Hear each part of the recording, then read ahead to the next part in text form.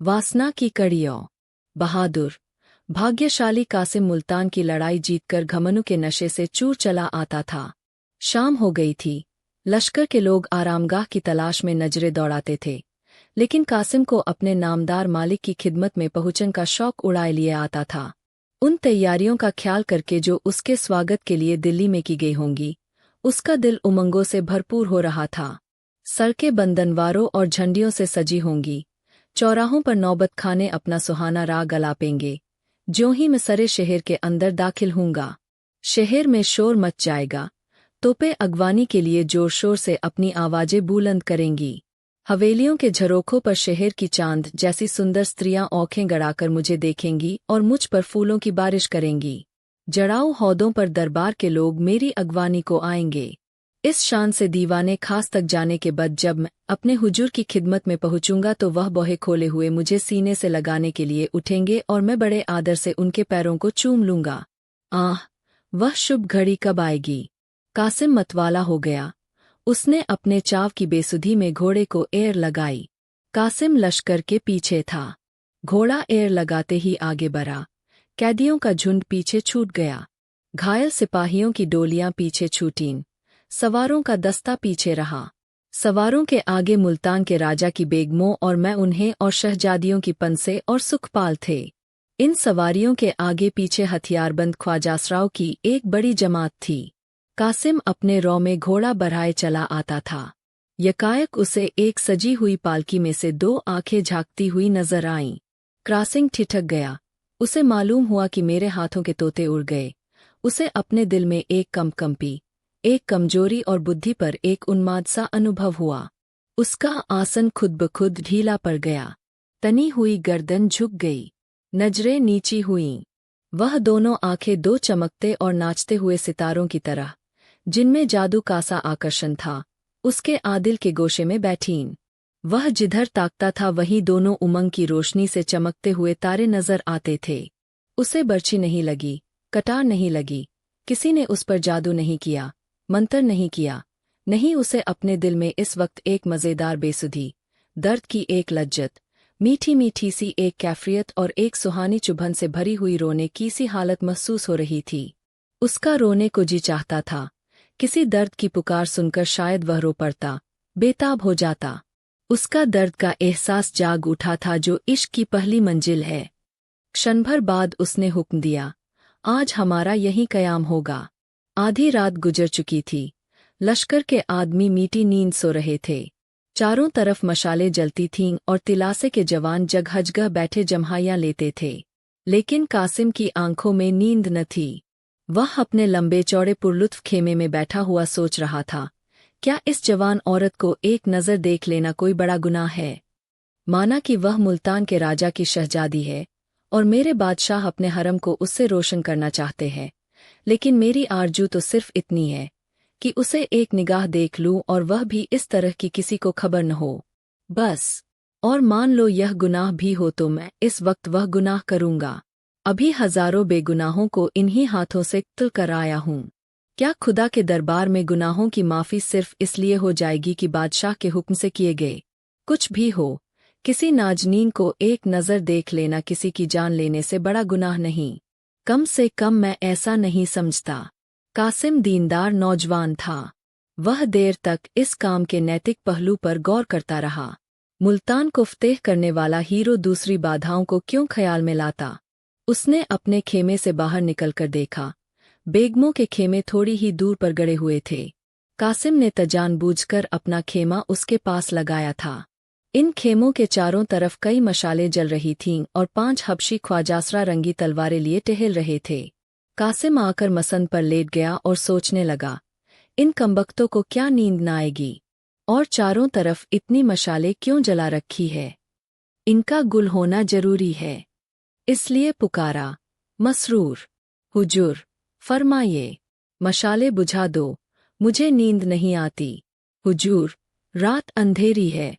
हाँ, जैसी हुजूर की मर्जी। ख्वाजासरा चला गया और एक पल में सब की सब मशालें गुल हो गईं। अंधेरा छा गया। थोड़ी देर में एक औरत शहजादी के खेमे से निकलकर पूछा, मसरूम, सरक मार पूछती है, यह मशालें क्यों बुझा दी गईं? मशरूम बोला, सिपदार साहब की मर्जी, तुम लोग होशियार रहना, मुझे उनकी नीयत साफ नहीं मालूम होती।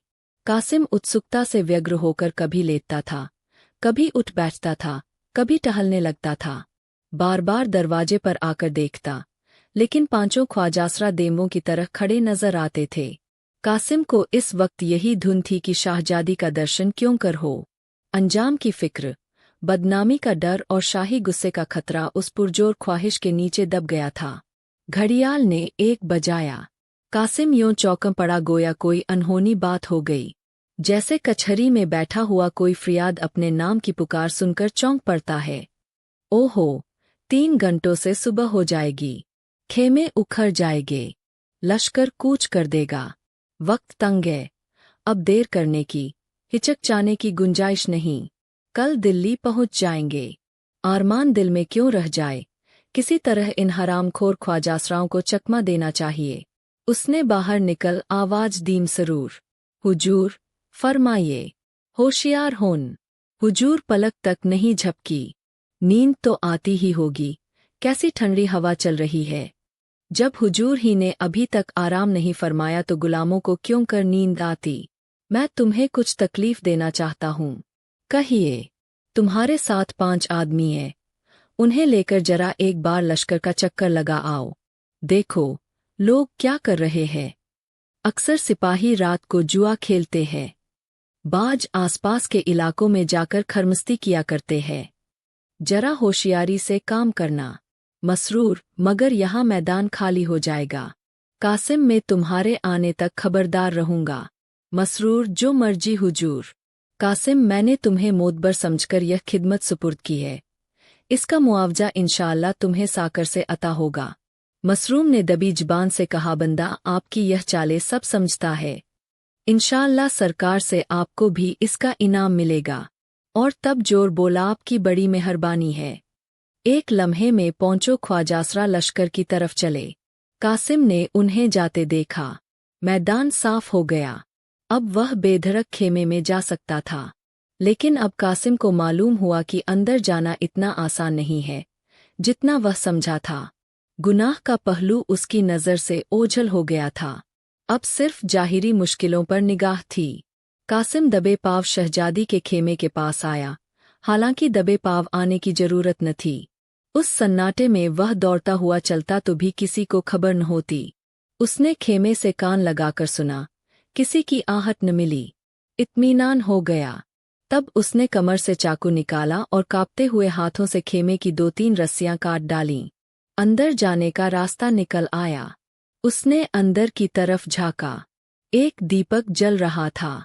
2 बांदियां फर्श पर लेटी हुई थीं और शहजादी एक मखमली गद्दे पर सो रही थी। कासिम की हिम्मत बढ़ी। वह सरककर अंदर चला गया और दबे पाव शहजादी के करीब जाकर उसके दिलफ्रेब हुस्न का अमृत पीने लगा। उसे अब वह भय न था जो खेमे में आते वक्त हुआ था। उसने जरूरत पड़ने पर अपनी भागने की राह सोच ली थी। कासिम 1 मिनट तक मूरत की तरह खड़ा शहजादी को देखता रहा। काली काली लटें खुलकर उसके गालों को छिपाए हुए थी। गोया काले काले अक्षरों में एक चमकता हुआ शायराना ख्याल छिपा हुआ था। मिट्टी की इस दुनिया में यह मजा, यह घुलावट, वह दीप्ति कहाँ। कासिम की आंखें इस दृश्य के नशे में चूर हो गईं। उसके दिल पर एक उमंग बढ़ाने वाला उन्माद सा छा गया, जो नतीजों से नहीं डरता था। उत्कंठा ने इच्छा का रूप धारण किया। उत्कंठा में अधीरता थी और आवेश, इच्छा में एक उन्माद और पीड़ा का आनंद।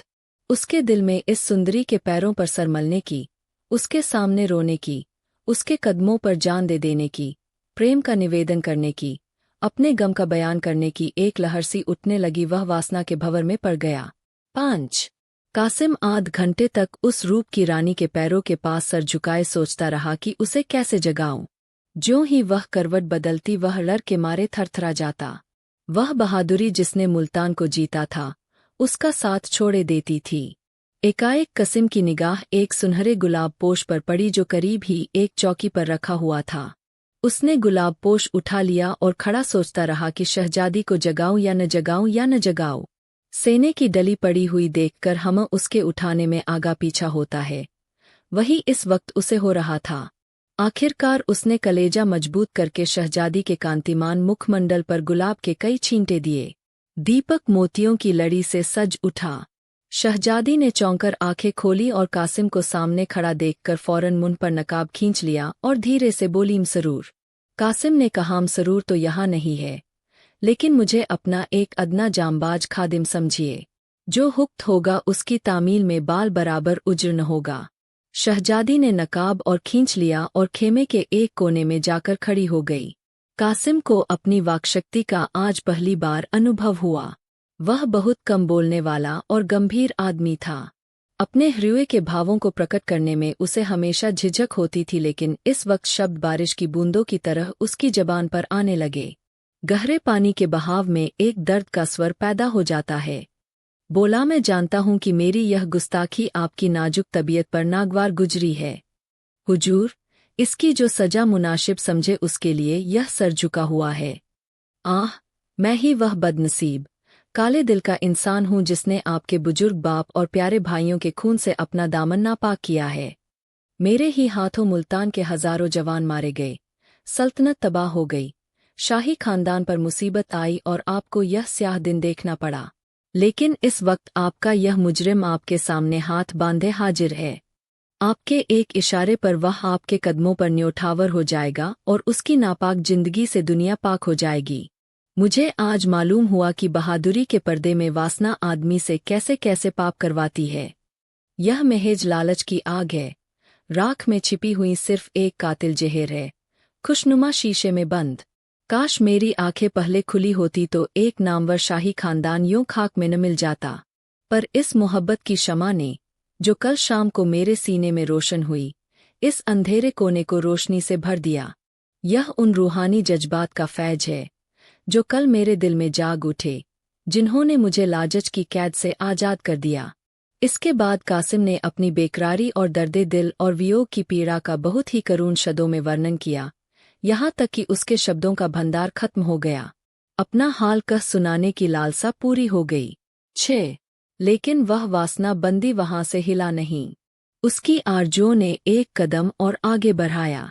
मेरी इस राम कहानी का हासिल क्या? अगर सिर्फ दर्दे दिल ही सुनाना था तो किसी तस्वीर को सुना सकता था। वह तस्वीर इससे ज्यादा ध्यान से और खामोशी से मेरे गम की दास्तान सुनती। काश मैं भी इस रूप की रानी की मीठी आवाज सुनता, वह भी मुझसे कुछ अपने दिल का हाल कहती। मुझे मालूम होता कि मेरे इस दर्द के किस्से का उसके दिल पर क्या असर हुआ। काश मुझे मालूम होता कि जिस आग में मैं फूंका जा रहा हूँ, कुछ उसकी आंच उधर भी पहुँचती है या नहीं। कौन जाने यह सच हो कि मोहब्बत पहले माशूक के दिल में पैदा होती है। ऐसा न होता तो वह सब्र को तोड़ने वाली निगाह मुझ पर पड़ती ही क्यों। आह, इस हुस्न की देवी की बातों में कितना लुत्फ आएगा। बुलबुल का गाना सुन सकता, उसकी आवाज़ कितनी दिलकश होगी, कितनी पाकीजा, कितनी नूरानी, अमृत में डूबी हुई। और जो कहीं वह भी मुझसे प्यार करती हो तो फिर मुझसे ज्यादा खुशनसीब दुनिया में और कौन होगा। इस ख्याल से कासिम का दिल उछलने लगा। रगों में एक हरकत सी महसूस हुई। इसके बावजूद कि बांदियों के जग जाने और मसरूर की वापसी का धड़का लगा हुआ था, आपसी बातचीत की इच्छा ने उसे अधीर कर दिया। बोला, हुस्न की मलका, यह जख्मी दिल आपकी इनायत की नज़र की मुस्तहिक है। कुर उसके हाल पर रहम कीजिएगा। शहजादी ने नकाब की ओट से उसकी तरफ ताका और बोली, जो खुद रहम का मुस्तहिक हो, वह दूसरों के साथ क्या रहम कर सकता है। कैद में तड़पते हुए पंछी से, जिसके न बोल है न पर, गाने की उम्मीद रखना बेकार है। मैं जानती हूं कि कल शाम को दिल्ली के जालिम बादशाह के सामने बांदियों की तरह हाथ बांधे खड़ी होंगी। मेरी इज्जत, मेरे रुतबे और मेरी शान का दारोमदार खानदानी इज्जत पर नहीं बल्कि मेरी सूरत पर होगा। नसीब का हक पूरा हा जाएगा। कौन ऐसा आदमी है जो इस जिंदगी की आरजू रखेगा। आह, मुल्तान की शहजादी आज एक जालिम, चालबाज, पापी आदमी की वासना का शिकार बनने पर मजबूर है। जाइए, मुझे मेरे हाल पर छोड़ दीजिए। मैं बदनसीब हूँ। ऐसा न हो कि मेरे साथ आपको भी शाही गुस्से का शिकार बनना पड़े। दिल में कितनी ही बातें हैं, मगर क्यों कहूँ, क्या हासिल। इस भेद का भेद बना रहना ही अच्छा है। आप में सच्ची बहादुरी और खुददारी है। आप दुनिया में अपना नाम पैदा करेंगे, बड़े बड़े काम करेंगे। खुदा आपके इरादों में बरकत दे, यही इस आफत की मारी हुई औरत की दुआ है। मैं सच्चे दिल से कहती हूँ कि मुझे आपसे कोई शिकायत नहीं है। आज मुझे मालूम हुआ कि मोहब्बत बैर से कितनी पाक होती है। वह उस दामन में मुंह छिपाने से भी परहेज नहीं करती जो उसके अजीजों के खून से लिथला हुआ हो। आह, यह कमबख्त दिल उबला पड़ता है। अपने काल बंद कर लीजिए, वह अपने आपे में नहीं है, उसकी बातें न सुनिए। सिर्फ आपसे यही विनती है कि इस गरीब को भूल न जाइएगा। मेरे दिल में उस मीठे सपने की याद हमेशा ताजा रहेगी। हरम की कैद में यही सपना दिल को तस्कीन देता रहेगा। इस सपने को तोलिए मत। अब खुदा के वास्ते यहाँ से जाइए। ऐसा न हो कि मसरूर आ जाए, वह एक जालिम है। मुझे अंदेशा है कि उसने आपको धोखा दिया। अजब नहीं कि यहीं कहीं छुपा बैठा हो। उससे होशियार रहिएगा। खुदा हाफिज। कासिम पर एक बेसुधी की सी हालत छा गई, जैसे आत्मा का गीत सुनने के बाद किसी योगी की होती है। उसे सपने में भी जो उम्मीद न हो सकती थी, वह पूरी हो गई थी। गर्व से उसकी गर्दन की रगें तन गईं। उसे मालूम हुआ कि दुनिया में मुझसे ज्यादा भाग्यशाली दूसरा नहीं है। मैं चाहूँ तो इस रूप की वाटिका की बहार लूट सकता हूँ, इस प्याले से मस्त हो सकता हूँ। आह, वह कितनी नशीली, कितनी मुबारक जिंदगी होती। अब तक कासिम की मोहब्बत ग्वाले का दूध थी, पानी से मिली हुई। शहजादी के दिल की तड़प ने पानी को जलाकर सच्चाई का रंग पैदा कर दिया। उसके दिल ने कहा, मैं इस रूप की रानी के लिए क्या कुछ नहीं कर सकता। कोई ऐसी मुसीबत नहीं है जो झेल न सकूं, कोई आग नहीं जिसमें कूद न सकूं। मुझे किसका डर है? बादशाह का। मैं बादशाह का गुलाम नहीं, उसके सामने हाथ फैलाने वाला नहीं, उसका मोहताज नहीं। मेरे जौहर की हर एक दरबार में कद्र हो सकती है।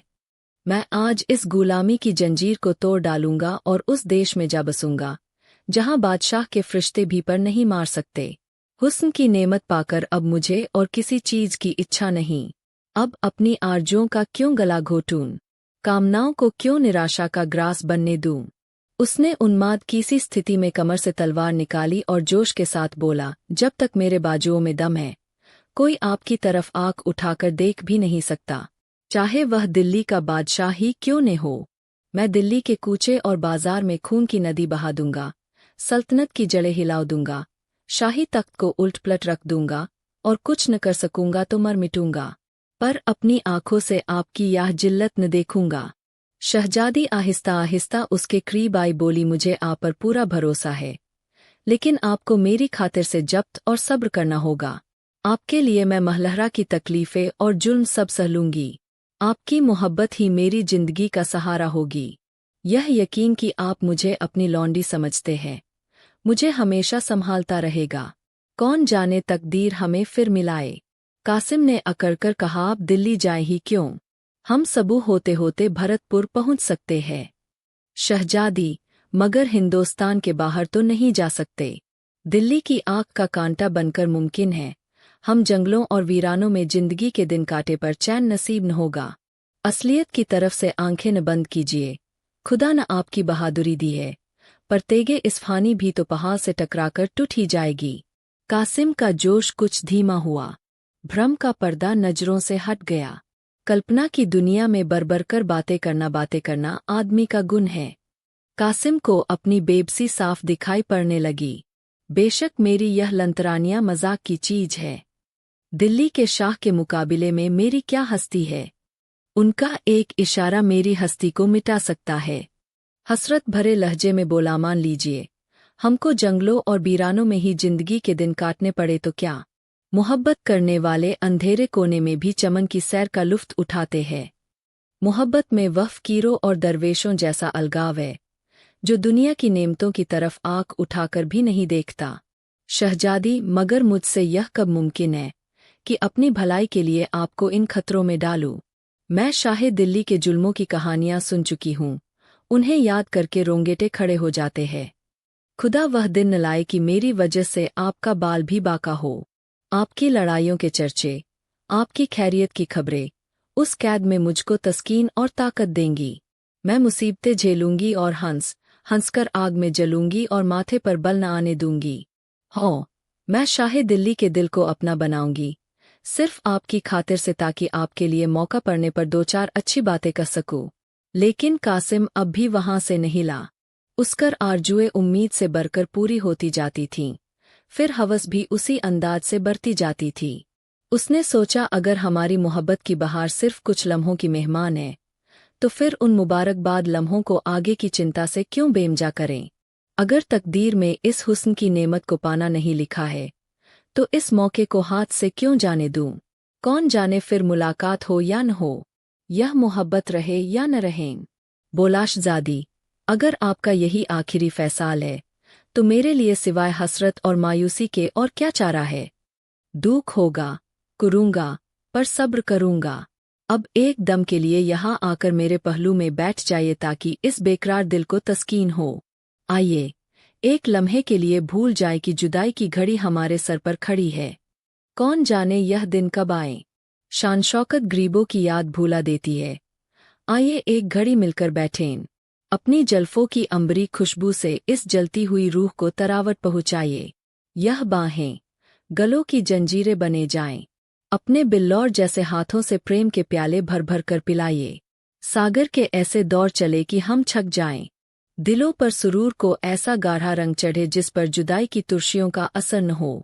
वह रंगीन शराब पिलाइए जो इस झुलसी हुई आरजुओं की खेती को सींच दे और यह रूह की प्यास हमेशा के लिए बुझ जाए। मए अगवानी के दौर चलने लगे।